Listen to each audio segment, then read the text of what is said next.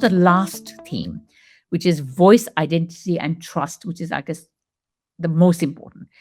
So now, Anita, what do you think the RSAGP should be prioritizing clearly in the next 12 months, and what do you intend to do if you were to take that role on as the president?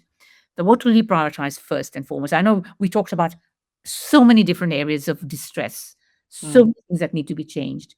But like you said, Rome wasn't built overnight, and you know it's not going to take one visit to Canberra. It's going to take a lot of conversations. It's going to take a lot of other people, a lot of voices. But what do you think you'll prioritize over the next 12 months? So I have interviewed and spoken to dozens and dozens and dozens of GPs. In fact, over the 6 years, it's hundreds being chair. And the thing that they are saying most is distressing them is the lack of respect and recognition for our profession. So that is the theme that is my highest priority. Now you don't just go to Canberra and say, "Can I have respect and recognition, please?" Oh, That is the strategy and that is the priority. But what we're talking about is I want that demonstrated in monetary terms. I want appropriate remuneration.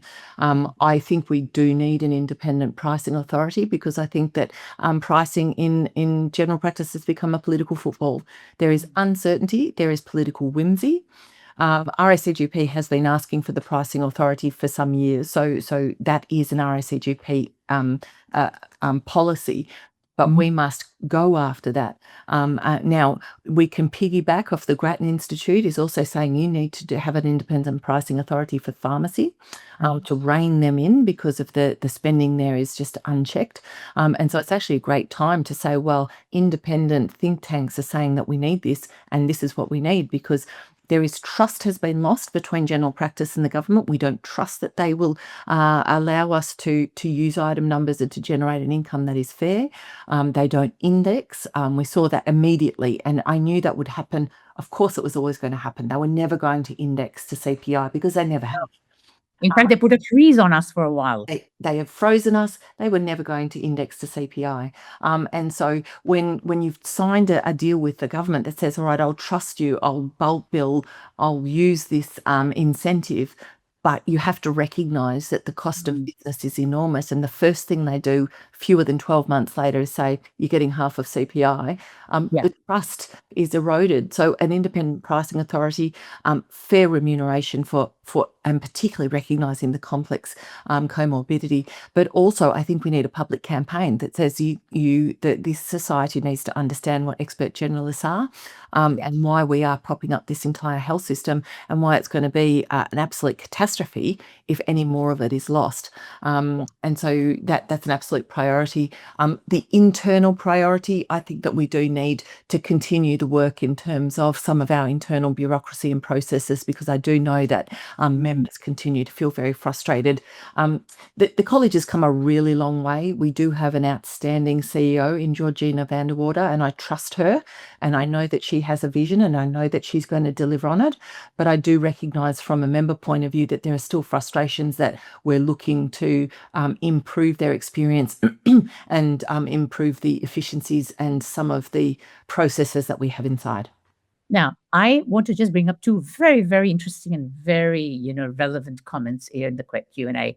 So there's one that says that unfortunately, Dr. Anita Muñoz, even in medical homes model, MDT as it's called here, and in the USA or Canada, government-funded projects, they are mostly nurse-led. The scope of practice / Medicaid reform workshops that he attended 2 years ago, this attendee is telling us, by Dr.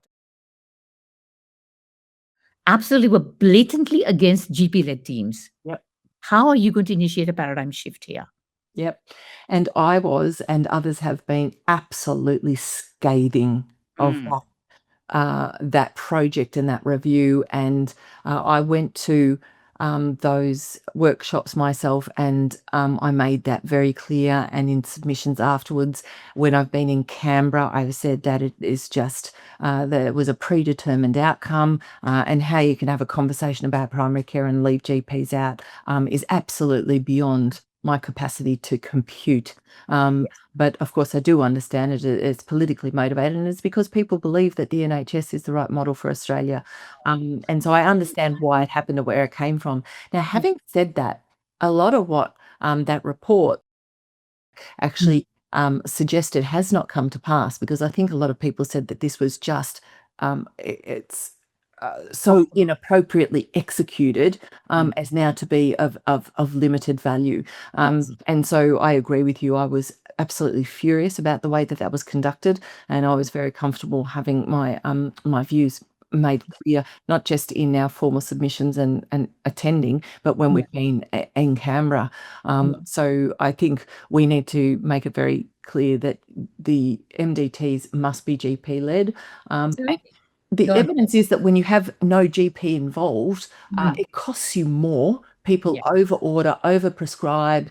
There's double servicing, because you get a service here, doesn't work out, then you actually end up at the GP, or then you end up at emergency, and actually costs burgeon. So we need to make that very clear, that it's actually a very costly road to go down. Yeah. I mean, you think the government would have learned from the big juggernaut of the NDIS that they created, and, was an open slather for people who wanted to rot the system. There's another very interesting comment that, do you agree that GP should take on a greater role in the primary healthcare networks in order to raise our profile, have greater input into health priorities and the funding that goes into them? Personally, I feel the primary healthcare networks sometimes are top heavy.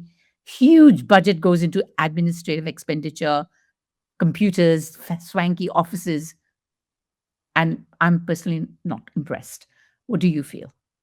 Look, I know that there are some PHNs around the country that are very highly functioning and do work very well. And so I'm a bit reluctant to refer to all of them as sort of with the same brush. Homogenous. But there have been multiple reports that have been written about PHNs that have pointed out that they're not delivering value for money, and they're very expensive, and they're basically just giant commissioning agents that in many ways are not commissioning into general practice as much as we really need, and in fact they go out and they commission to anything but general practice in some instances.